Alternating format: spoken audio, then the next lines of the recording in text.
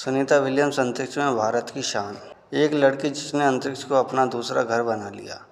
एक महिला जिसने भारतीय मूल के नाम को अंतरिक्ष में रोशन किया। जी हाँ, हम बात कर रहे हैं सुनीता विलियम्स की, नासा की मशहूर अंतरिक्ष यात्री जो कई रिकॉर्ड तोड़ चुकी है।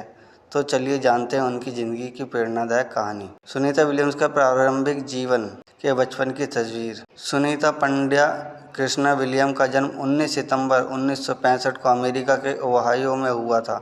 उनके पिता दीपक पंड्या गुजरात से थे और उनकी माता बोन्नी पंड्या स्लोवेनियन मूल की थी। बचपन से ही सुनीता को विज्ञान और उड़ान में दिलचस्पी थी। उन्होंने यूएस नेवल अकादमी में ग्रेजुएशन किया और बाद में एक नौसैनिक पायलट बनी। सुनीता ने 1998 में नासा में एंट्री ली और 2006 में पहली बार अंतरिक्ष में गई।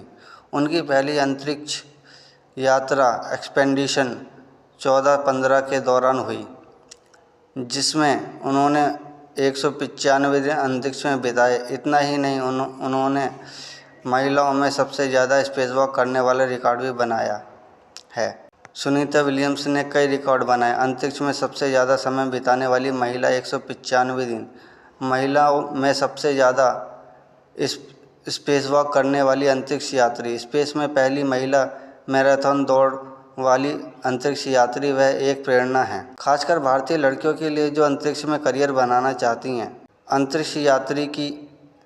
अंतरिक्ष यात्रा हमेशा रोमांचक होती है, लेकिन कभी कभी यह अप्रत्याशित चुनौतियों से भी पेश करती है। सुनीता विलियम और उनके साथी बुच विल्मोर के साथ ऐसा कुछ हुआ जब वे अंतरिक्ष में फंस गए और उनकी वापसी एक बड़ी चुनौती बन गई।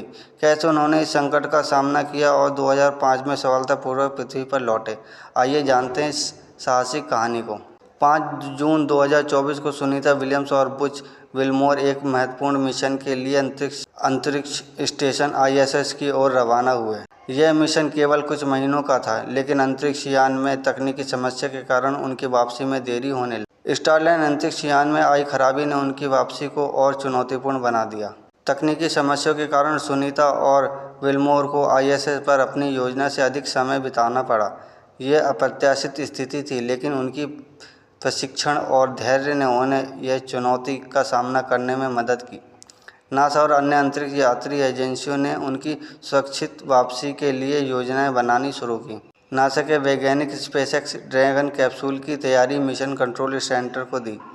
नासा ने उनकी वापसी के लिए स्पेसएक्स के ड्रैगन कैप्सूल का चयन किया। यह कैप्सूल पहले भी कई सफल मिशन कर चुका था और उनकी सुरक्षित वापसी के लिए उपयुक्त था। मिशन प्रबंधकों ने मौसम की स्थिति, अंतरिक्ष यान की तैयारी और अन्य कारकों को ध्यान में रखते हुए वापसी की योजना बनाई।